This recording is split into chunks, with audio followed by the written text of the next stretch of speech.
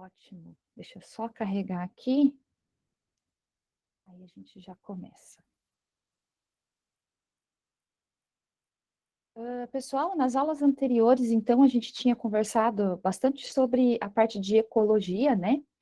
Então, dentro da ecologia, a gente falou sobre cadeias e teias alimentares, depois a gente conversou sobre os biomas, conversamos sobre poluição, ciclos biogeoquímicos, e encerramos na aula anterior com as interações ecológicas, né? Eu ainda tenho uma lista de exercícios para mandar para vocês sobre os biomas, tá? Então, eu vou mandar ainda hoje. E aí, hoje também, a gente começa um novo assunto, numa nova frente, né? Que é toda essa parte toda essa parte da citologia, tá? Que costuma ser bastante pedido também nessa prova, tá bom? Então, dentre todos os assuntos que a citologia vai abranger, membrana plasmática é um dos que mais cai, tá bom? Porque, pessoal, a membrana justamente ela vai ser aquela porção da minha célula que está em contato com o meio interior da célula e com o meio exterior da célula. Então, ela faz essa regulação, né, do que entra, do que sai, ela dá forma para a minha célula, ela consegue fazer interações, né? Então ela consegue reconhecer outra célula, se aquela célula pertence àquele organismo, ou se aquela célula é uma célula invasora, enfim. A membrana plasmática ela vai ser super importante aí para a sobrevivência dos meus seres vivos. E aí, se a gente pensar, né, que todo ser vivo tem célula, significa então que todo ser vivo tem membrana plasmática e que todo ser vivo vai ter essa interação da membrana com o meio exterior da célula e também com o meio interior da célula, tá bom? Vamos ver algumas das características aí dessa membrana plasmática. Então, qual que seria, pessoal, a membrana? Ó, aqui a gente tem uma célula, né? Essa célula é uma célula eucarionte, então ela possui núcleo aqui, ó. A minha membrana plasmática, ela seria essa camadinha aqui mais exterior, tá? Justamente essa porção que está em contato com o meio que é externo dessa célula e com o meio que é interno dessa célula, tá? E aí, como que vai ser a interação dessa membrana plasmática? Vai depender de onde essa célula está inserida. Então, essa minha célula pode ter como uma vizinha aqui uma outra célula, por exemplo. Ela pode ter como vizinha fibras de tecido conjuntivo, por exemplo. Tá? E aí, esta membrana plasmática, ela vai ser responsável para com que minha célula consiga se reconhecer naquele meio ali, né? Então, isso é muito, muito importante. Então, algumas funções aí da membrana. O revestimento dessa célula, as interações que essa célula faz, tanto com outras células do próprio corpo, quanto com células que são invasoras, isso também vai ser muito importante. Uma função extremamente importante essa aqui, ó, permeabilidade seletiva. O que significa isso, né? Significa, pessoal, que a minha membrana, ela é permeável, ou seja, ela deixa passar substâncias, tá bom? Porém, essa permeabilidade, ela vai ser seletiva. Então, algumas substâncias passam, outras não passam, tá bom? Sempre vai haver essa seletividade aqui do que entra e do que sai da célula. E ainda, pessoal, a minha membrana tem uma importância muito grande na ordenação de sistema enzimático.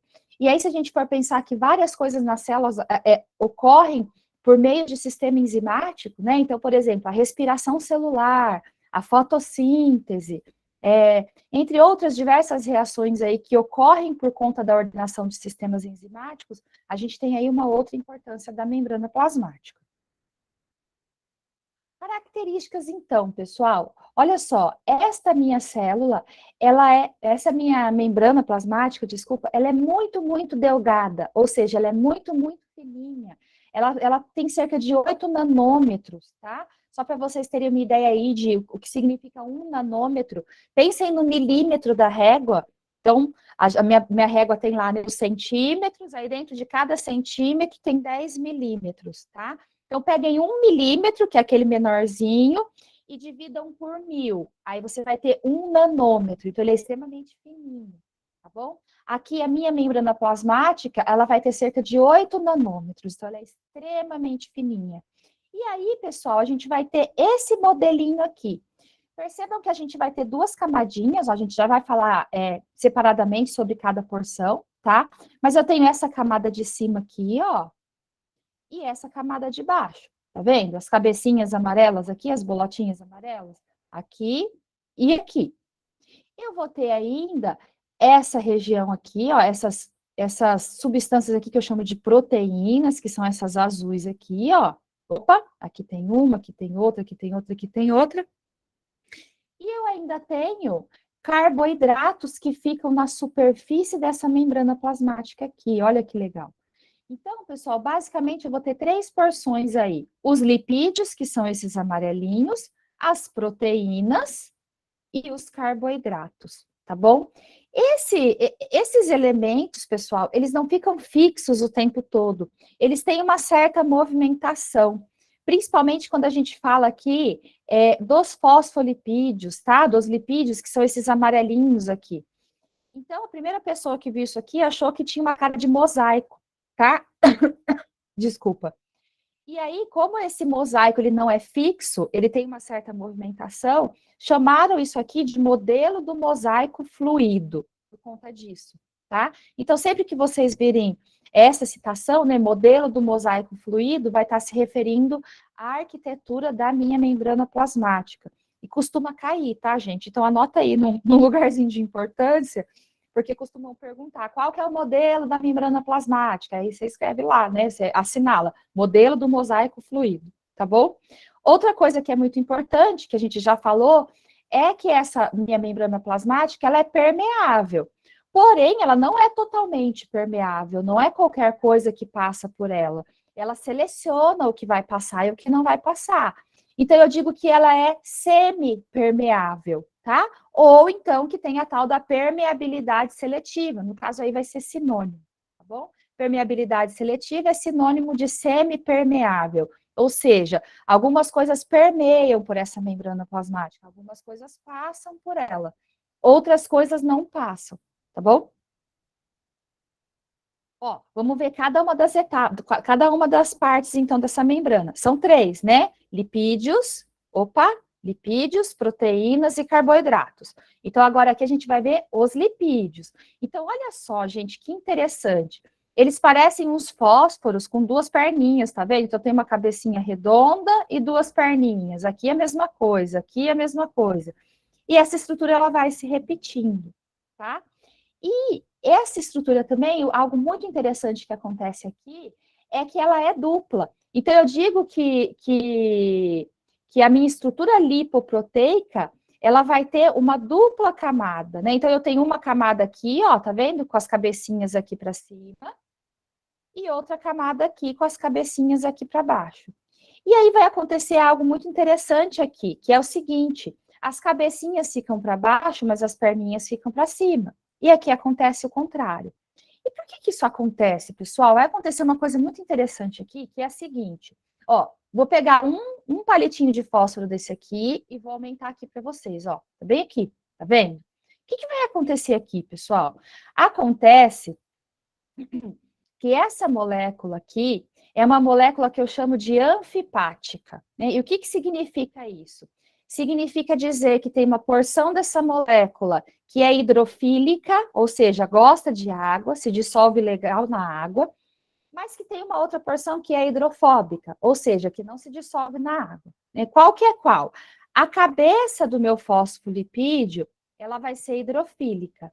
E as caudas, né, vão ser, a cauda, na verdade, vai ser hidrofóbica.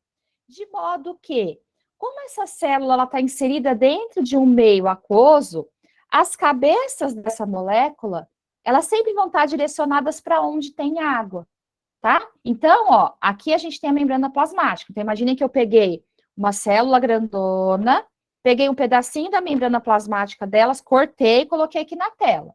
E aí, o que eu estou vendo aqui? Bom, aqui eu estou vendo um pedacinho dessa membrana, minha célula continuaria para cá e para cá, né? Do lado de cima aqui eu estaria vendo o lado de fora da minha célula, e do lado de baixo eu estaria vendo o lado de dentro da minha célula.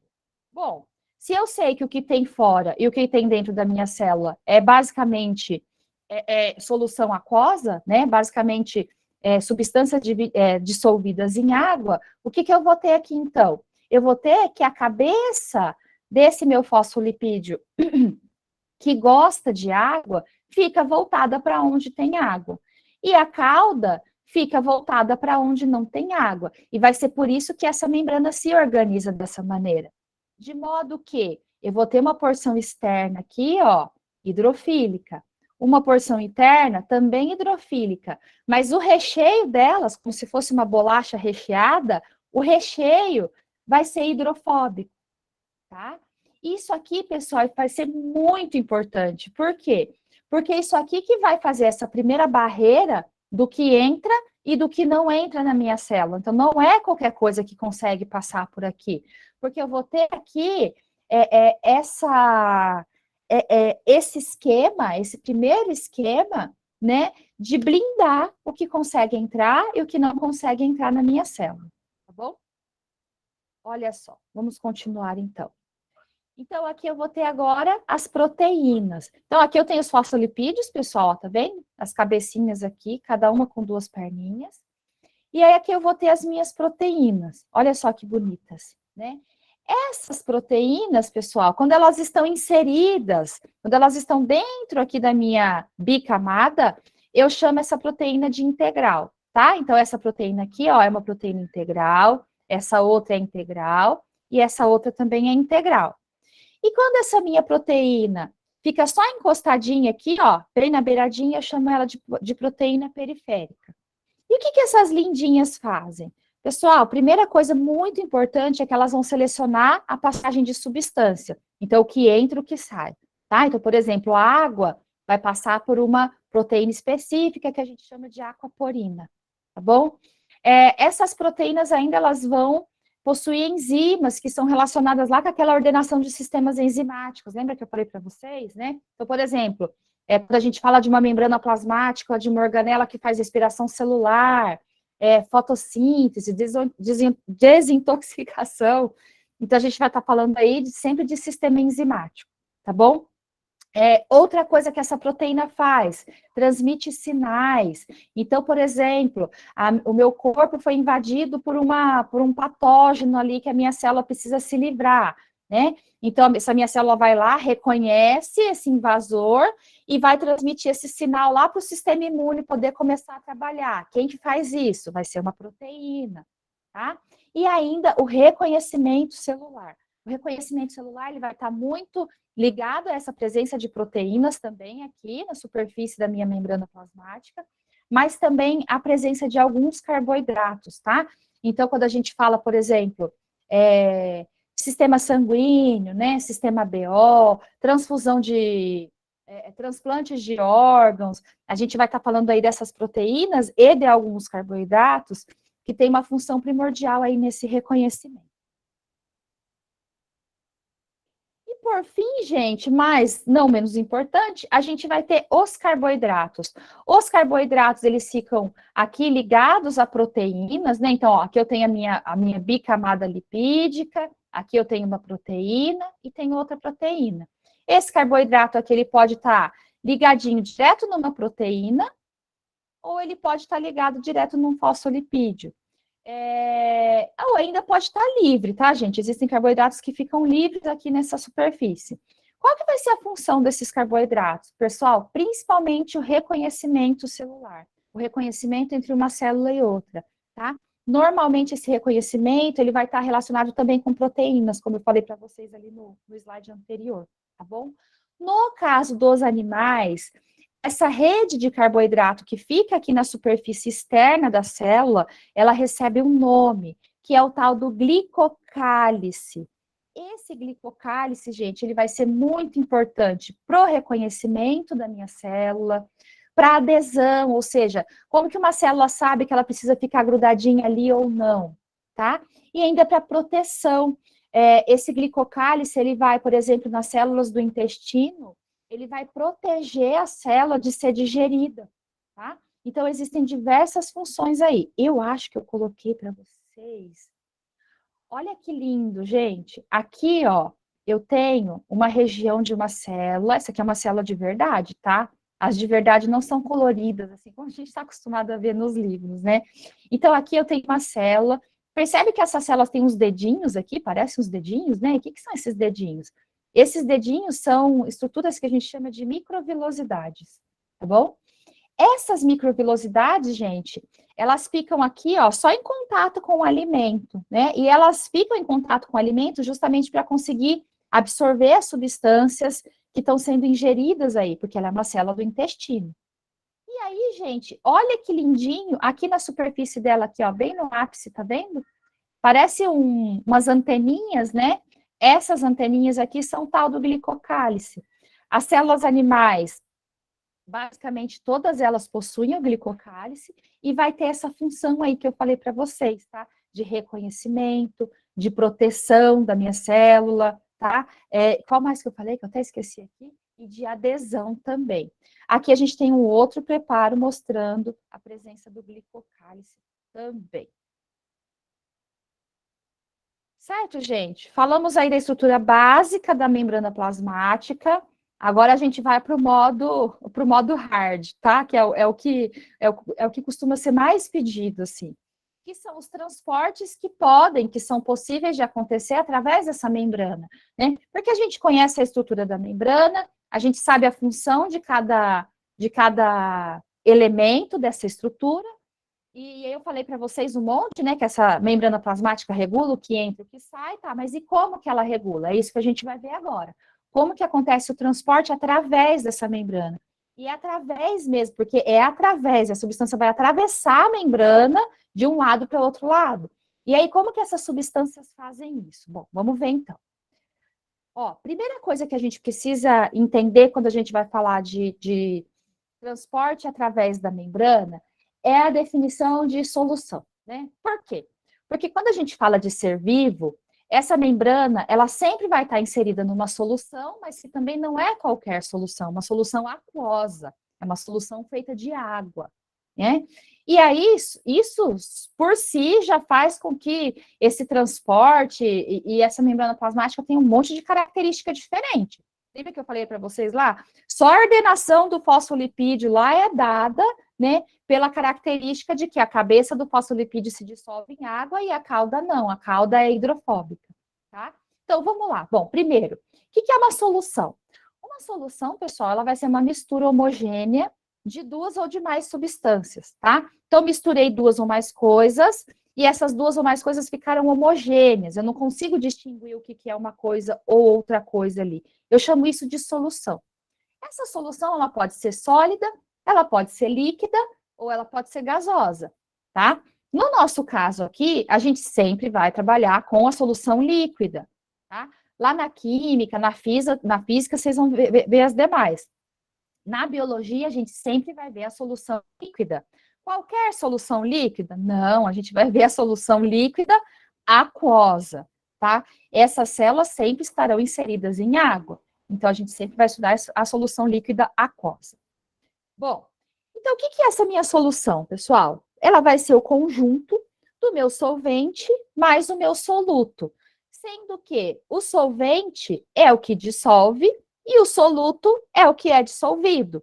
Então, eu coloquei aqui para vocês um exemplo, né? Peguei um copo d'água, coloquei dentro desse copo d'água uma colher de sopa de sal, tá? Misturei, dissolveu, não tô vendo mais, dissolveu tudinho, não tô vendo a diferença entre água e sal ali. O que eu tenho, então, aqui com essa água salgada? Eu tenho uma solução.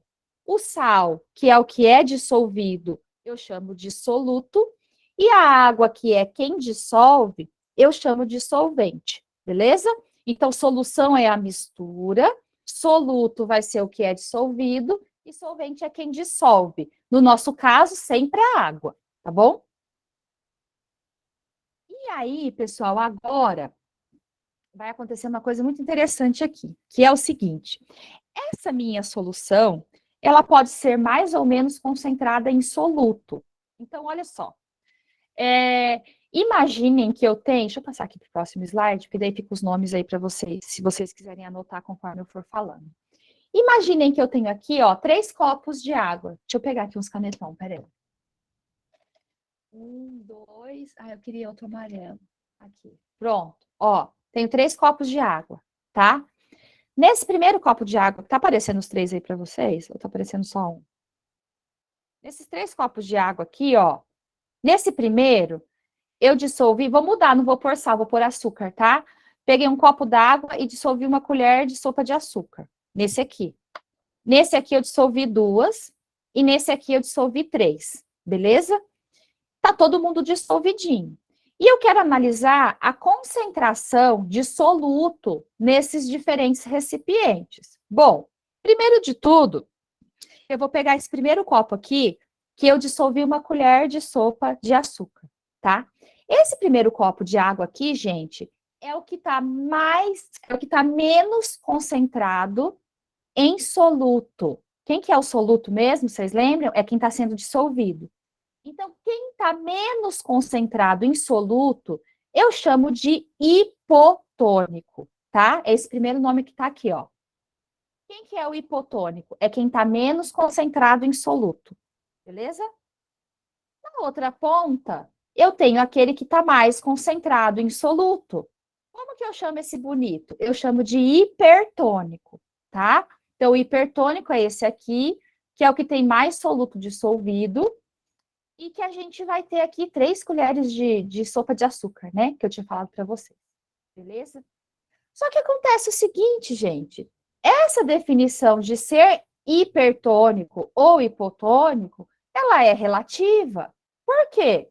Porque sempre vai depender de com quem eu estou comparando. Olha só, aqui nesse do meio, eu tinha um copo d'água com 2 colheres de sopa. Não tinha? De açúcar.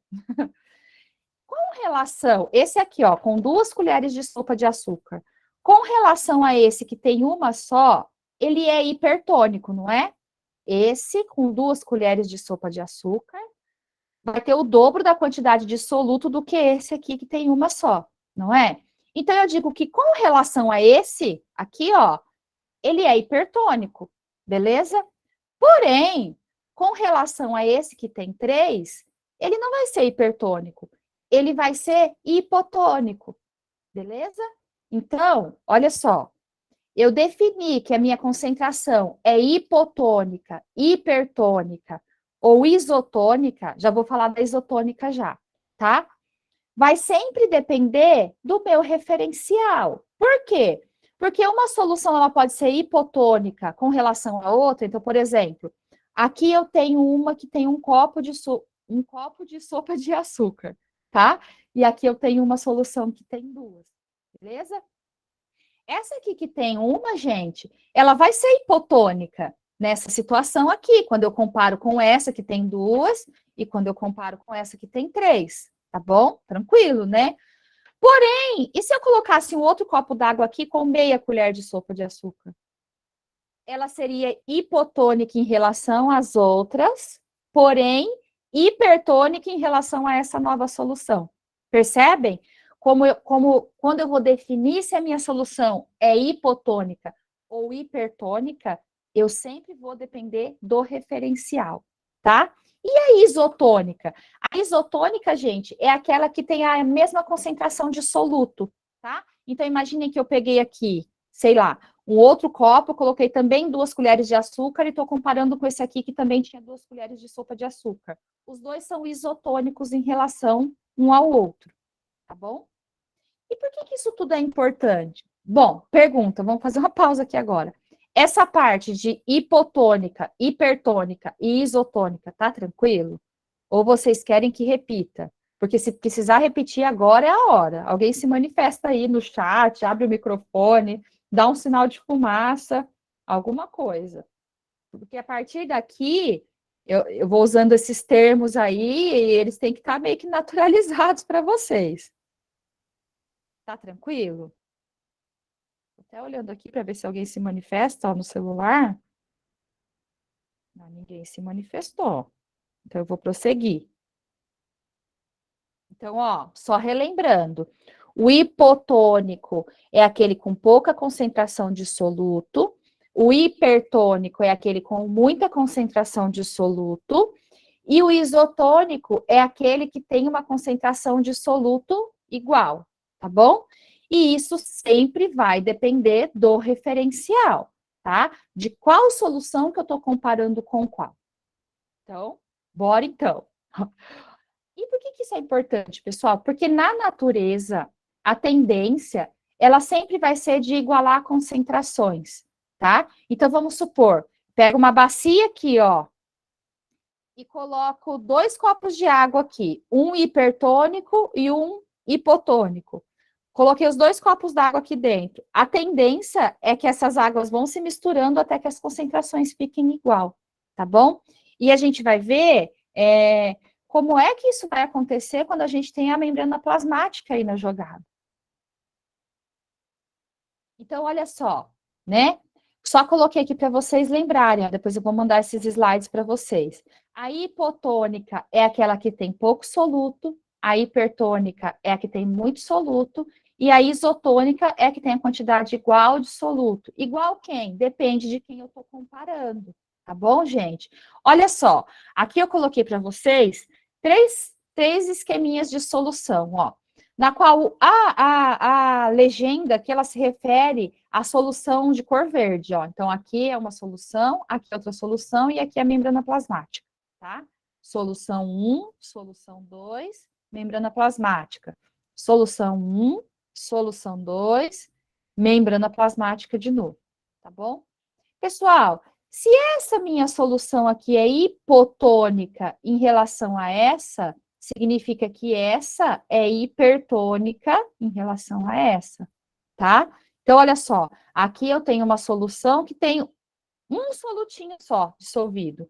E aqui eu tenho a mesmo volume de solução com 1, 2, 3, 4, 5, 6 solutos dissolvidos aqui dentro. O que significa isso? Significa que essa minha solução amarela aqui, nesse caso, amarela, laranja, será que cor que é essa? Que nesse caso aqui, essa solução amarela, ela vai ser hipertônica em relação a essa verdinha, tá? E o contrário aqui também é verdadeiro. Se essa é hipertônica em relação a essa, então significa que essa verdinha vai ser hipotônica em relação a essa aqui, beleza? E o mesmo se aplica aos outros casos aqui também. Bom, falando então, pessoal, sobre o transporte através da membrana. Existirão 3 tipos de transporte aí que vocês vão precisar conhecer. O transporte passivo, que é o que a gente vai falar agora. O transporte ativo, que a gente vai falar um pouquinho mais para frente. E ainda o transporte vesicular, tá? Que vai ser mediado por vesículas. Então, o primeiro vai ser o transporte ativo. O que é importante da gente falar sobre o transporte ativo? Sobre o transporte passivo. No transporte passivo, pessoal, não vai haver gasto de energia por parte da célula. E a gente já vai ver por quê. E aí são 2 tipos aqui dentro do transporte passivo: a difusão e a osmose, tá bom? Pessoal, tem que saber a osmose e difusão, hein? Pelo amor de Deus. A difusão ainda, ela vai ter 2 subdivisões, a simples e a facilitada, mas isso aqui é tranquilo, isso vocês vão tirar de letra. Olha só, então, começando pelo transporte passivo, ou seja, sem gasto de energia, tá? Difusão, do tipo difusão simples. O que vai acontecer aqui, pessoal? Vai acontecer que eu tenho uma membrana plasmática aqui, ó, tá? E algumas substâncias, normalmente moléculas apolares, muito pequenininhas, conseguem passar através da membrana plasmática. Elas passam aqui através dos fosfolipídios, tá? E quem que vai passar aqui, gente? É o meu soluto. Então, o meu soluto, ele vai passar de onde ele está mais concentrado, que no caso aqui é o lado de fora, para onde ele está menos concentrado, que no caso aqui é a parte de dentro, tá? Quando eu digo que uma substância vai do meio mais concentrado para o meio menos concentrado, eu digo, então, que a minha passagem é a favor do gradiente de concentração. Vocês vão escutar bastante isso. Então, anota aí, a favor do gradiente de concentração. Significa que o meu soluto está passando do meio mais concentrado para o menos concentrado, da onde tem mais para onde tem menos, beleza? Que substâncias são carregadas assim, pessoal? Moléculas apolares e muito pequenininhas, tá? Então, os exemplos clássicos aqui são os gases respiratórios, vão ser transportados dessa maneira. tá bom? Difusão simples, tranquilo, né? O próximo aí, pessoal, vai ser a minha difusão facilitada. A minha difusão facilitada, ela é muito parecida com a difusão simples. Ela também vai acontecer sem gasto de energia. Também vai ocorrer a passagem do soluto, ou seja, de quem é dissolvido, a favor do gradiente de concentração, ou seja, vai do meio mais concentrado para o meio menos concentrado. Porém, se vocês perceberem aqui, ó, vou voltar no slide anterior, tá? Na difusão simples, essas moléculas, elas passam através dos fosfolipídios, ó, tá vendo? Eles conseguem atravessar de um lado para o outro. Na difusão facilitada, como a gente já tem moléculas que são polares ou que são um pouco maiores, elas não conseguem passar por aqui, ó. E aí elas vão precisar passar por proteínas transportadoras, tá? Essa proteína, você chama ela de proteína transportadora, proteína carreadora, proteína facilitadora, tá? Mas o que é importante vocês saberem? É importante vocês saberem que existe uma substância que está de um lado da célula e ela precisa sair ou entrar, mas ela não consegue fazer isso através do fosfolipídio. E como que ela faz? Ela faz por meio de uma proteína. Então, essa proteína fica ali esperando ela se acoplar, passar de um lado para o outro e fazer a passagem dela. Sempre a favor do gradiente de concentração, tá, gente? Do meio mais concentrado para o meio menos concentrado. Professora, dá exemplo. Então, por exemplo, a glicose, quando a gente se alimenta, fora da célula fica com um monte de glicose, e essa glicose tende a entrar dentro da célula. Como que ela entra? Ela entra por meio de proteínas facilitadoras, certo? Tranquilo? Fácil, né, gente? Então, ó, na difusão, anota grandão assim, ó, gigante.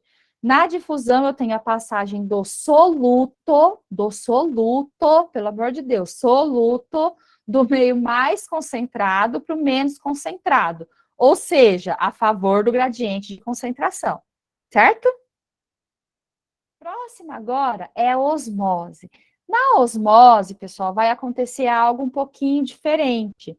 Então, o que vai acontecer? Enquanto lá na difusão quem passava era o soluto, na osmose quem passa é o solvente. Ai, professora, como assim? Assim, ó, imagine que eu tenho um copo aqui, ó. Esse copo tem no meio dele uma membrana plasmática. E do lado eu tenho uma solução hipertônica, olha só, cheia de açúcar aqui, a bolinha azul está representando o açúcar, tá? E do lado de cá, eu tenho uma solução hipotônica, tem um açúcar só.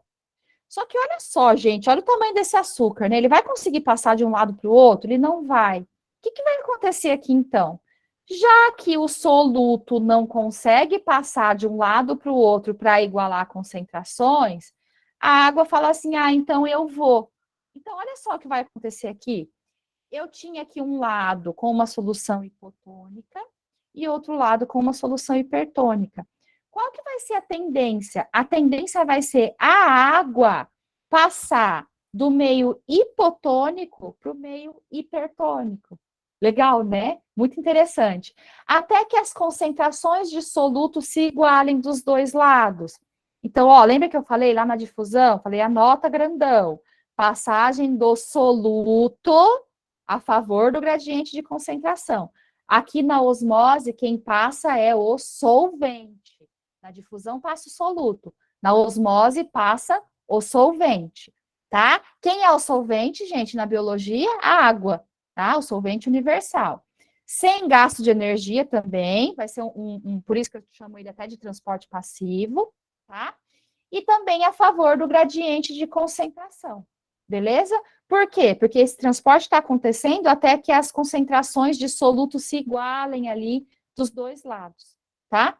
E a osmose, gente, ela vai ser um caso especial de difusão facilitada, tá? Porque essa passagem da água, ela vai acontecer por proteínas específicas, beleza? Tranquilo? Um exemplo de osmose, ó, vamos lá. Quando você pega... já salgaram carne, por exemplo? Você vai salgar a carne... Ah, não, vou dar um exemplo mais simples. Você vai jogar sal no seu pepino lá na salada do almoço. Aí você vai lá, aí, né, Sempre tem uma pessoa mais adulta que fala assim, não, deixa para temperar na hora que for comer. Por quê? Porque se você joga o sal ali na salada, principalmente tem salada que solta mais água, né? O que vai acontecer? Você deixa aquele ambiente, gente, extremamente hipertônico. E aí, o que vai acontecer? A água sai do vegetal e vai para o caldo da salada, né? Então, isso acontece muito com pepino. Você coloca o sal lá no pepino, ele fica salgadinho, de repente começa a brotar água. De onde vem aquela água, né? Vem de dentro do vegetal, que está tentando igualar a concentração de soluto ali, aquela água está saindo por osmose, tá? Quando a gente salga a carne, então você pega a carne, né? Vai fazer carne seca, né? Carne salgada, não sei como vocês chamam aqui, charque. Aí você pega aquela carne, põe no sal, e aquela carne vai soltando água, vai soltando água. Por que isso acontece, né?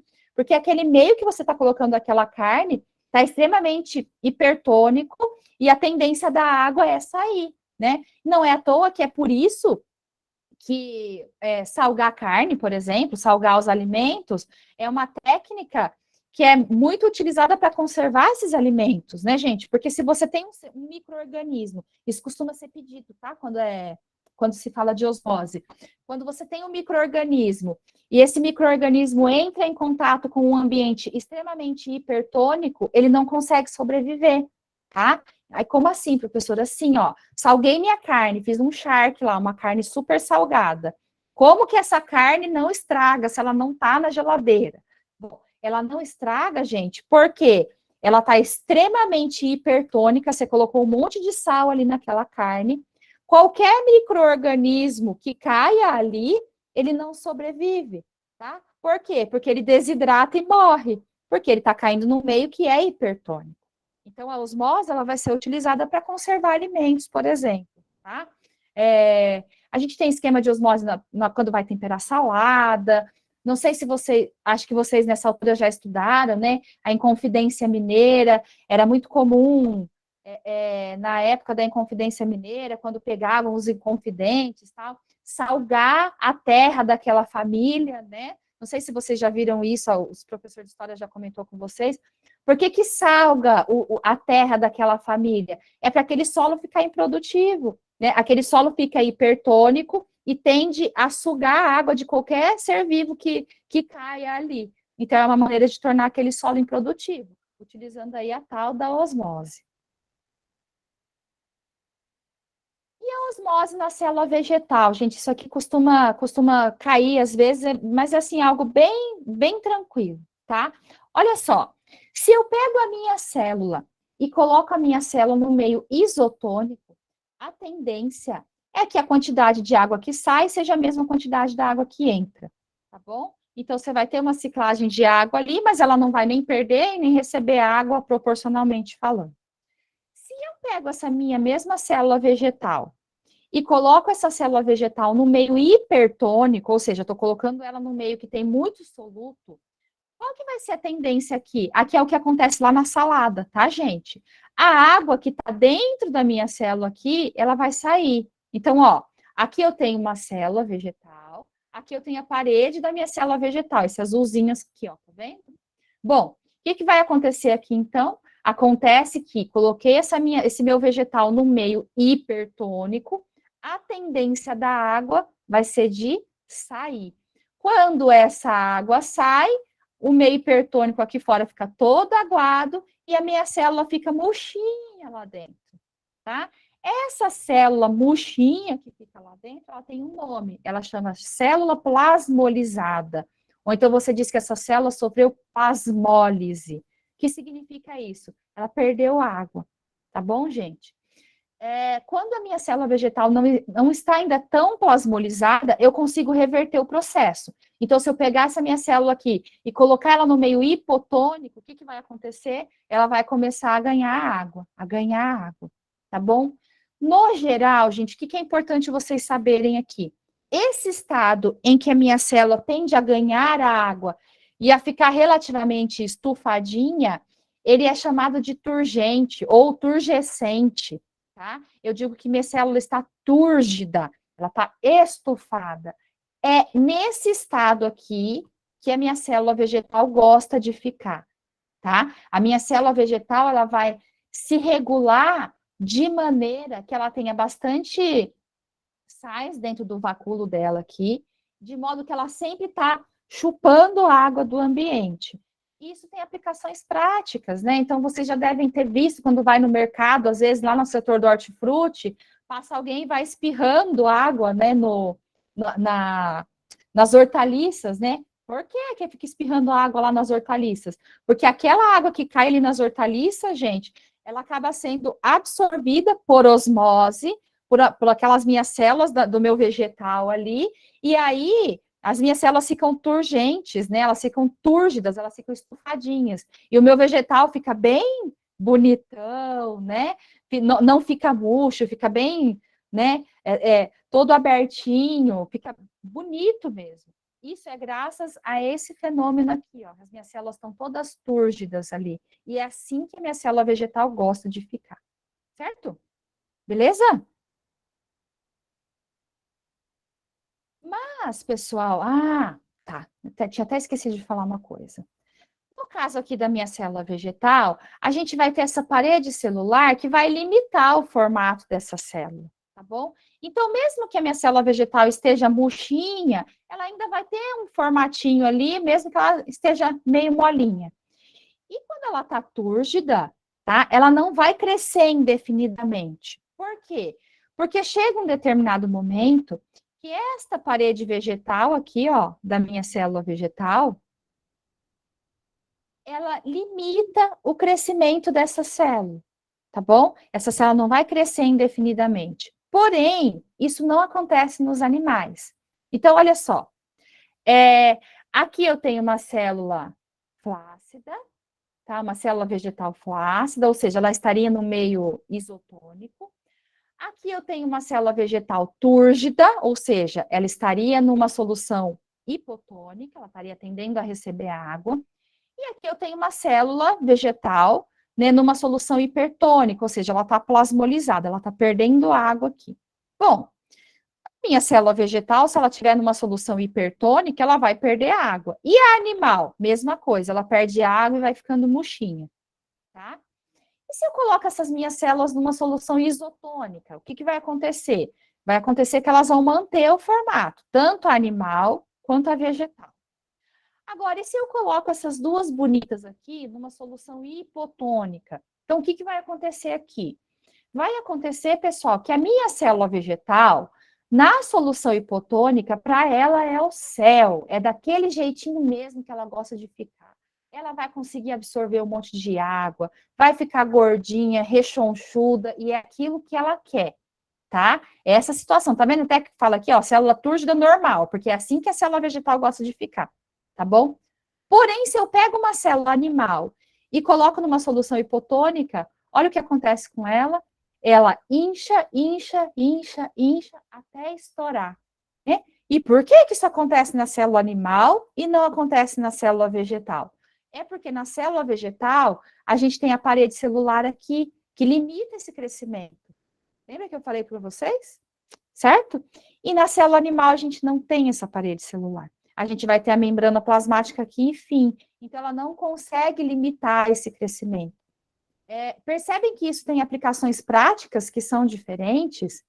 Então, assim, do mesmo jeito que lá na minha sessão de hortifruti, lá nas hortaliças, passa alguém com uma aguinha lá espirrando nas abençoadas das alface, né? Para aquelas células ficarem túrgidas e a alface ficar bonita. Se eu der esse mesmo tratamento, então, por exemplo, fui lá tirar sangue, tá? Posso jogar água no meio do meu sangue? O que vai acontecer com as minhas células? Elas vão estourar, tá? Então, uma aplicação prática ali, né, do dia a dia, utilizando aí os conhecimentos sobre osmose, tá bom? Tranquilo? Agora, pessoal, ó, a gente tinha falado do transporte passivo, então, dentro do transporte passivo, a gente tem a difusão, né? E dentro da difusão, a gente tem difusão facilitada e a difusão simples. E aí, dentro do transporte passivo, ainda a gente tem a osmose. Agora, a gente vai passar para o transporte ativo.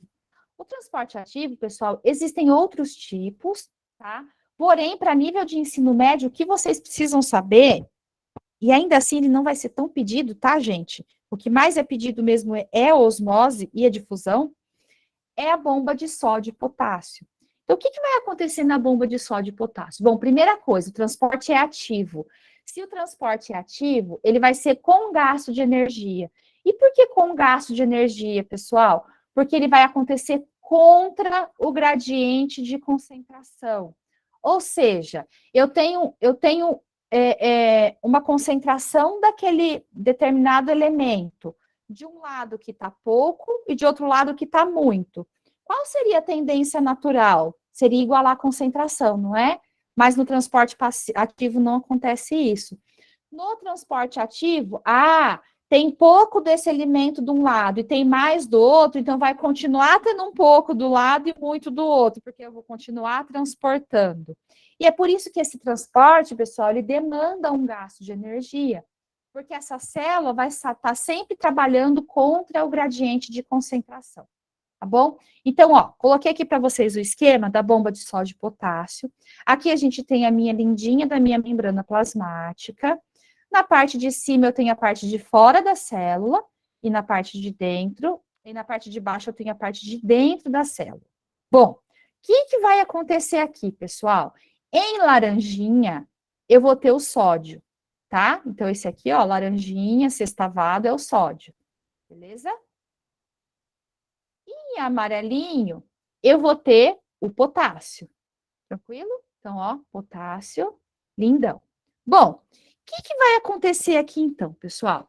Vai acontecer que o sódio, dentro da minha célula, a concentração dele é sempre pequenininha e fora ela é sempre maior. No entanto, a minha célula, ela não sabe lidar bem com muito sódio dentro dela. Então, por mais que já tenha pouco sódio dentro dela, ela sempre fica jogando esse sódio para fora. Então, olha só que legal, pessoal. A minha proteína se abriu aqui, olha o sódio encaixando dentro dela, aí ela se abre para fora e joga o sódio para fora. Então, a tendência vai ser que sempre a concentração de sódio para fora da célula seja maior, tá? Mas, ao mesmo tempo, essa minha proteína faz uma outra coisa.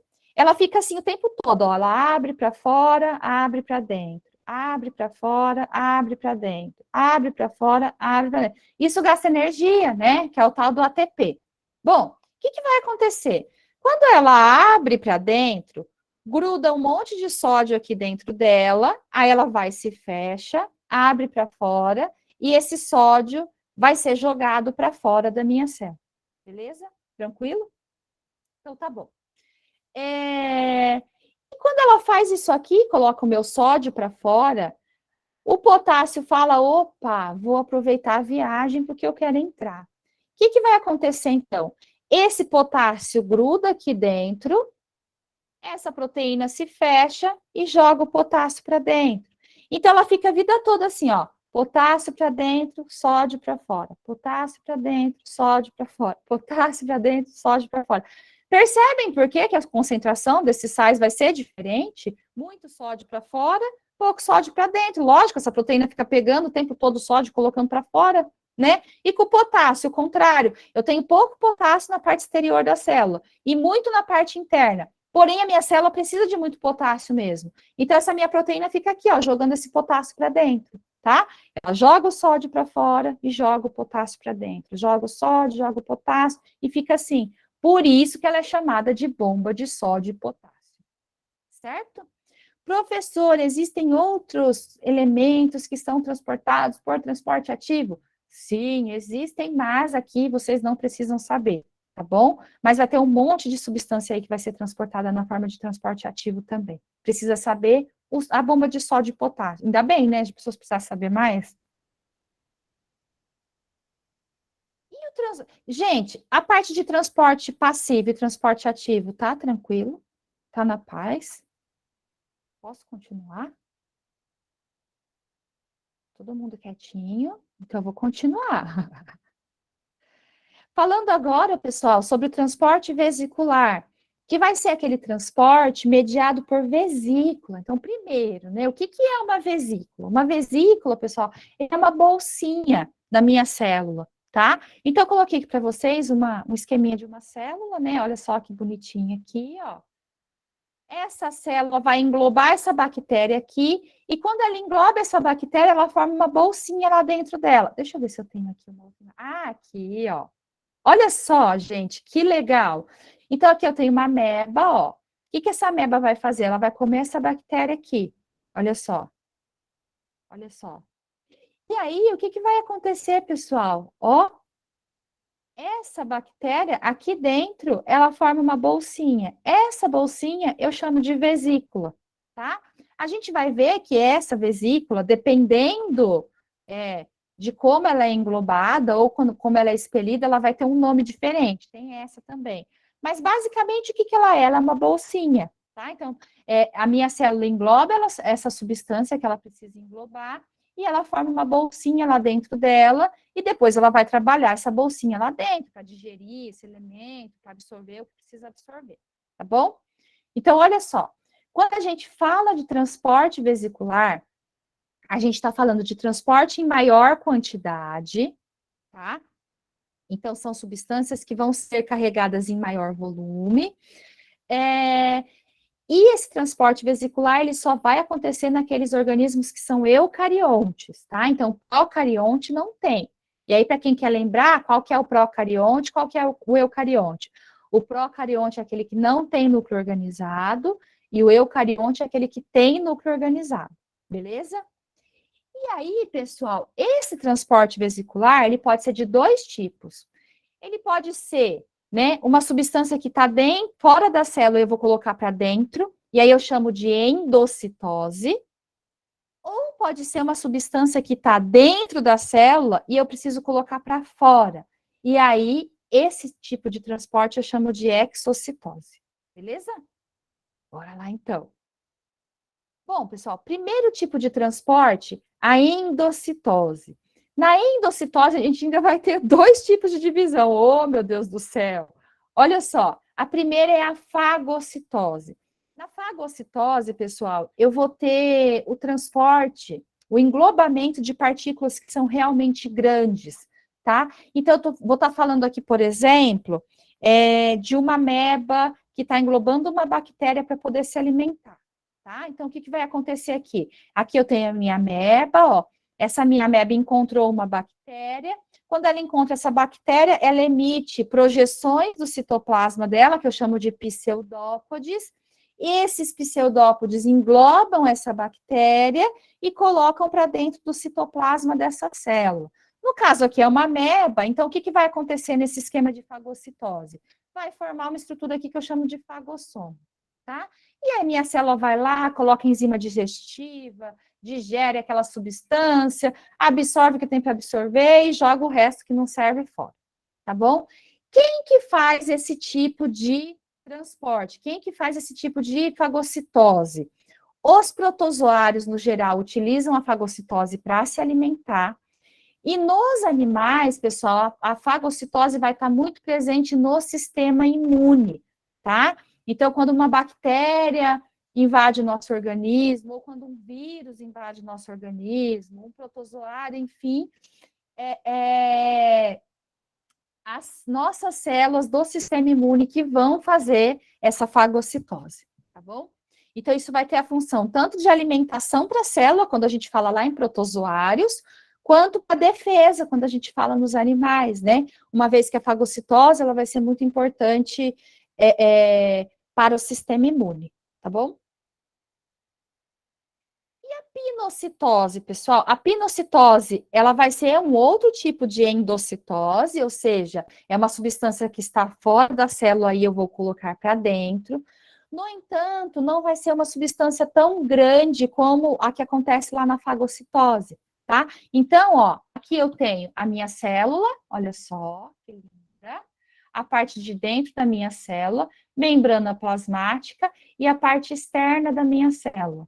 O que está acontecendo aqui, pessoal? Está acontecendo que essas substâncias precisam entrar dentro da célula, tá? Então, o que vai acontecer? Vai acontecer uma invaginação da minha membrana, tá? Uma invaginação, é uma dobra para dentro.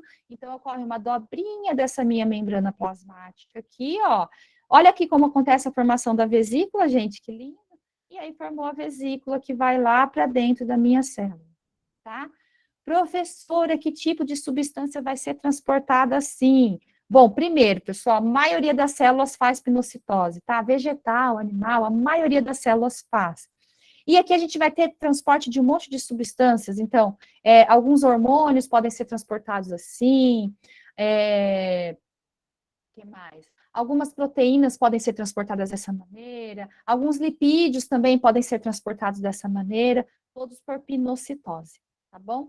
Normalmente partículas menores ou então líquidos, que vão ser transportados aqui desse jeitinho.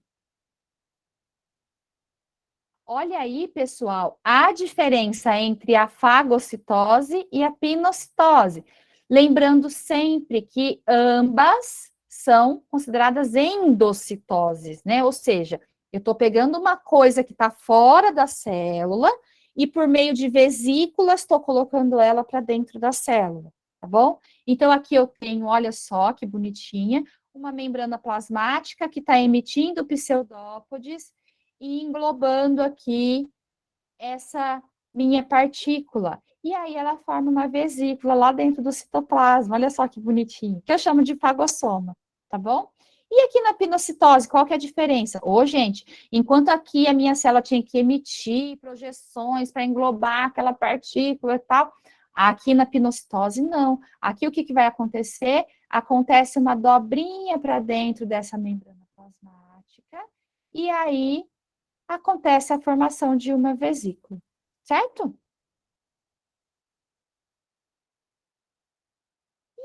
Exocitose, pessoal, enquanto que na endocitose eu tenho a colocação é, de substâncias de fora para dentro da célula, na exocitose eu tenho o contrário. Então, eu vou pegar uma substância que eu tenho dentro da célula e vou colocar para fora. Então, olha só, aqui eu tenho a minha célula, aqui a parte interior da célula, aqui a parte de fora, né? Então, eu tenho uma vesícula aqui que vai chegando perto da membrana plasmática, da superfície, e que vai colocar essa substância para fora, tá bom? Quando que vai acontecer isso aqui, pessoal? Quando a minha célula precisa colocar para fora restos da digestão intracelular, tá? Então, ela englobou uma bactéria, ela digeriu essa bactéria, precisa jogar o resto fora. Ela vai lá e joga o resto fora. Algumas secreções são eliminadas assim, algumas excreções são eliminadas assim. Eu não sei se eu acho que não, porque a gente está falando só desse assunto hoje. Sabem a diferença entre secreção e excreção?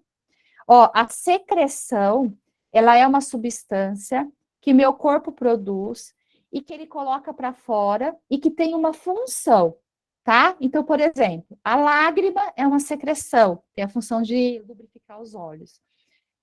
O sebo que a nossa pele produz é uma secreção, tem a função de proteger a pele. O leite materno é uma secreção, tem a função de amamentar a cria, de alimentar a cria, tá? Então, são diversas secreções. A saliva é uma secreção, tá bom? E a excreção? A excreção, gente, anota assim, ó, grandão, é resto de metabolismo celular, tá? Então, a minha célula fez o metabolismo e ela precisa jogar fora aquele resto de metabolismo celular. Normalmente, a gente vai estar falando de amônia, nitrito, amônia, ácido úrico e ureia, tá? E isso normalmente vai ser eliminado pela urina quando a gente fala dos animais, tá? Por favor, não confundir excreção com fezes. Excreção, resto de metabolismo de célula, resto de metabolismo celular. Fezes, produto final da digestão, tá bom? Beleza? Tranquilo? Então, na exocitose, eu vou ter eliminação de alguma substância que precisa sair da célula por meio de vesículas, tá? Seja uma secreção, então, lágrima, saliva, sebo da pele, o leite materno é eliminado dessa maneira, né? Então, quando a gente bebe o leite da vaca lá, ai, mas professora, não é leite materno, não é da nossa mãe, né? Mas aquele leite foi feito para algum filhote, é do bezerro. Então, ele saiu de dentro da célula lá da teta da vaca, né? por meio de exocitose, vai ser eliminado e vai se transformar no leite, tá bom? Tranquilo? Não é difícil, né, gente? São só uns nomes muito diferentinhos. Pessoal, algumas especializações que essas membranas plasmáticas podem possuir. Então, a primeira delas é a microvilosidade. Então, o que vai ser a microvilosidade, pessoal? A microvilosidade, ela vai ser expansão, elas serão expansões do citoplasma que servem para aumentar a superfície de contato daquele citoplasma com o que está no meio ali, tá? Essas microvilosidades, desculpa, elas estão muito presentes no nosso intestino. Então, imaginem, por exemplo, que vocês tomaram um banho, tá? E vocês têm 2 toalhas para se escolher para se secar. Qual que vocês escolhem? A mais felpuda ou a menos felpuda? A gente escolhe a mais felpuda, né? Por quê? Porque ela que vai secar a gente melhor. A microvilosidade, gente, ela funciona como se fosse os felpos, né? Não sei nem se é assim o nome. É como se fosse aquelas projeções da minha toalha. Então, vai servir para aumentar a superfície de contato. Então, imagine que eu tenho aqui, ó, um alimento, o alimento está aqui, e que eu tenho essa superfície de contato da minha mão para absorver esse alimento, tá? A absorção vai ser uma.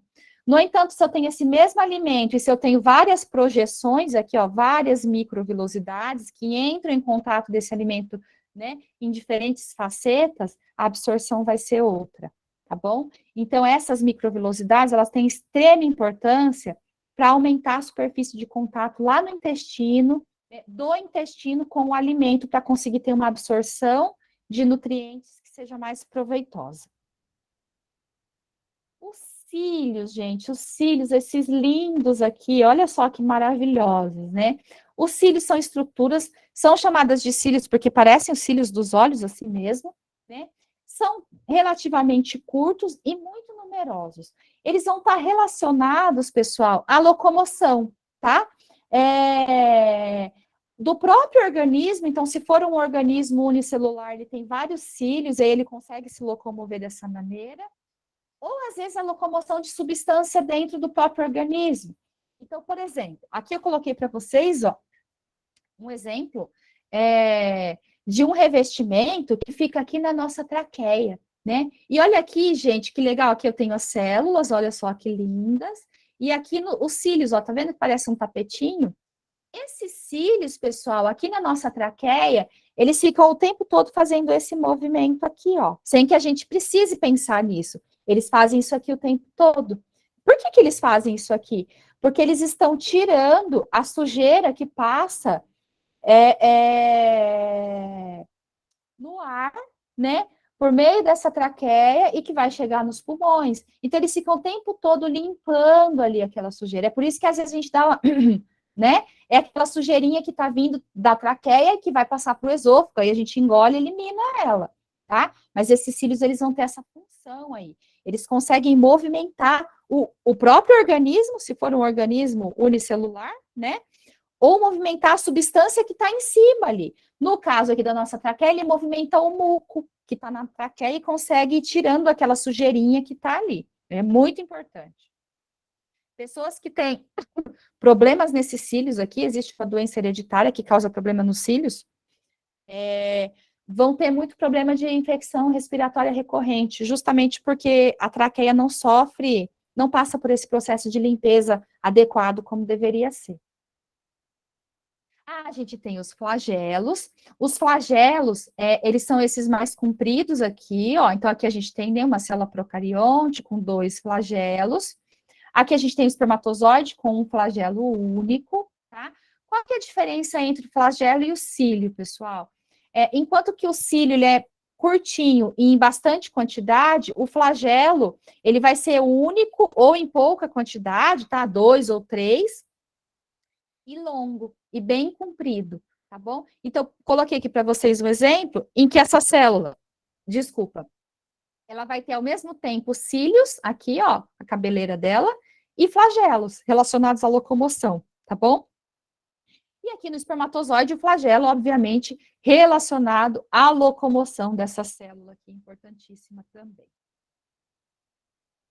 E aí, pessoal, olha só que bonitinho. Aqui a gente tem o movimento que o cílio faz. Então, o cílio, ele faz esse movimento aqui, ó, ou aquele movimento de chicote, né? Ele faz isso aqui, enquanto que o flagelo, ele faz esse movimento aqui de vai e vem. Ele está muito mais relacionado à locomoção mais ágil, né? Uma locomoção mais rápida e eficiente. A gente tem ainda os estereocílios. Então, os estereocílios, pessoal, são também essas projeções de citoplasma aqui. Nos seres humanos, os estereocílios estão presentes no epidídimo, que é um órgão que fica ali encostado com o testículo, dentro da bolsa escrotal, e que vai estar relacionado com a manutenção da vida dos espermatozoides, tá? Então, é dentro do epidídimo que os espermatozoides ficam armazenados. E aí, pessoal, como é um ambiente de células que têm um metabolismo relativamente acelerado, é um ambiente também que precisa haver muitas trocas de nutrientes entre essas células que são os espermatozoides e esse tecido aqui que está armazenando esses espermatozoides. E aí, o que a gente vai ter aqui, ó? Se vocês olharem, aqui a gente tem o esquema de estereocílio, né? E aqui a gente tem, ó, os espermatozoides ficam aqui dentro, tá? Na luz aqui desse tubo, como se fosse um canudinho. Aí aqui a gente tem, tá vendo esses fiapinhos aqui, ó? São os estereocílios. Muito bonitinho. A gente tem ainda os desmossomos. Os desmossomos, pessoal, são estruturas que vão propiciar que haja adesão entre uma célula e outra. Então, deixa eu ver se eu coloquei aqui. Ai, coloquei. Ai, que bonito. Olha só. Aqui, pessoal, ó. Aqui, acompanhe comigo a ponta da seta aí, ó. Aqui, ó. Tudo isso aqui, ó. Tudo isso aqui é uma célula. Tudo isso aqui é outra célula e tudo isso aqui é outra célula. Reparem que de pontos em pontos, essa minha célula, olha só, faz uma sombra aqui, tá vendo? Uma sombra de um lado, uma sombra de outro lado, uma sombra de um lado, uma sombra de outro lado. Por que isso acontece? Bom, essas células aqui são células da pele, tá? E aí, o que vai acontecer? Elas são células, pessoal, que precisam estar extremamente unidas. É muito importante que elas estejam extremamente firmes, porque senão, quando a gente leva um beliscão, a pele sai na mão da pessoa. Não, não pode. Bom, esses desmossomos, então, o que eles fazem? Eu não posso, pessoal, pegar uma célula e simplesmente costurar uma na outra. Então, o que eu vou fazer? Olha só que interessante.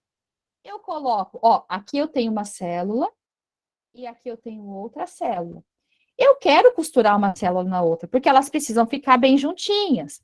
Só que essas células, a membrana plasmática é muito fininha, eu não posso passar uma costura ali, eu vou estragar essa abençoada. O que eu faço então? Eu coloco uma placa de um lado dessa célula, coloco uma placa do outro lado e passo uma costura entre elas. Olha só que legal, que bonito. Faço a mesma coisa aqui de novo, tá? E é toda essa estrutura aqui que eu chamo de desmossomo.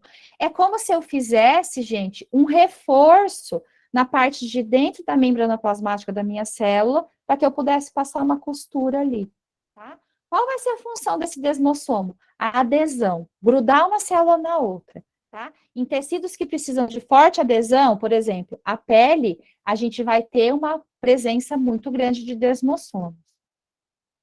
Olha aqui essas duas placas de novo, ó. Ó, aqui eu tenho um desmossomo, aqui eu tenho outro, aqui outro, tá? Tudo grudando uma célulazinha na outra. Bonito, né? Eu acho. O M-desmossomo, gente, ele vai estar presente, ele é uma estrutura muito parecida com o desmossomo, só que ao invés de grudar uma célula na outra, ele gruda a base da célula aqui, ó, aonde ela está apoiada. No caso aqui, é uma estrutura que chama lâmina basal, vocês não precisam saber disso, tá? Mas às vezes essa célula ela não está grudada numa outra célula, mas ela precisa estar grudada em algum lugar, tá? E aí a gente vai ter a presença do M-desmossomo, que é essa estruturazinha aqui, ó, que fica bem na base da célula, certo? A gente ainda vai ter as interdigitações, né? As interdigitações são essas dobras que acontecem entre uma célula e outra. Então, olha só, aqui eu tenho duas células, ó, uma do lado de cá, outra do lado de cá. Cadê as interdigitações? Elas estão aqui, ó, tá vendo? Então, elas formam essas dobras aqui entre uma célula e outra. Ô, gente, olha a importância dessas dobras. Se eu tenho duas células aqui, ó, se minha mão é uma célula, e essa minha mão é outra célula. Eu quero desgrudar elas, elas não têm interdigitação. Olha o que vai acontecer. Facinho, eu desgrudo. Agora, e se elas têm interdigitação? Ó, elas têm um monte de interdigitação e cada interdigitação tem desmossomo grudando lá. Eu consigo separar essas duas? Não consigo. Então, quando eu falo de especialização de membrana, eu estou falando de um conjunto de coisas que funcionam ao mesmo tempo ali, tá? Para a adesão dessas células, a gente vai ter os desmossomos e também as interdigitações, que vão acabar aumentando a superfície de contato entre uma célula e outra, e quando eu aumento, que eu vou aumentar esse entrelaçamento entre uma e outra, eu faço com que seja mais difícil de separá-las também. Por isso que, né, vai existir essa estrutura aí. Ó, aqui eu tenho, ó, um real oficial, tudo isso aqui é uma interdigitação, ó, é uma dobra, olha que bonito. Muito legal. E por fim, eu acho que esse é o último, então, ó. E por fim, mas não menos importante, eu tenho as junções comunicantes ou junções gap, tá? São tubos, gente, tubos. São como se fossem tubinhos que passam de uma célula para outra, tá? Então, aqui, ó, eu tenho uma célula, aqui eu tenho uma outra célula, e aqui eu tenho esses tubinhos. Acontece, pessoal, que nem toda substância consegue passar por meio desses tubinhos, mas algumas conseguem, tá? Então, alguns íons, alguns aminoácidos, algumas moléculas energéticas, né, como o AMP, conseguem passar aqui por esse tubinho. Ele é muito importante, pessoal, para a comunicação rápida entre essas células, tá? Então, por exemplo, quando a gente tem uma dor de barriga, né? Fala, nossa, que rápido, né? Aconteceu tão rápido, como que pode? Graças às junções gap, né? Quando o alimento chega lá no seu intestino e que tem algum vírus, alguma contaminação, as junções gap de lá do alto do seu intestino já avisa lá no final, fala, olha, esse infeliz comeu uma coxinha estragada, elimina aí, e vai via junções gap, vai rapidinho, né? E aí você consegue eliminar aquilo que está te fazendo mal, graças à tal da junção comunicante. Certo, pessoal? Meu Deus do céu, que aula comprida, quase matei vocês. Credo, misericórdia. Pessoal, vou mandar para vocês uma lista de exercícios lá no grupo e mando aqui também os slides, tá bom? Ó, tô terminando em cima da hora. Por enquanto, tem alguma dúvida? Não? Tranquilo? Então, tá bom. Se tiver alguma dúvida, podem me procurar e eu mando a aula e a lista de exercícios para vocês, tá bom? Até semana que vem, então, se Deus quiser, e um beijo para vocês e bons estudos.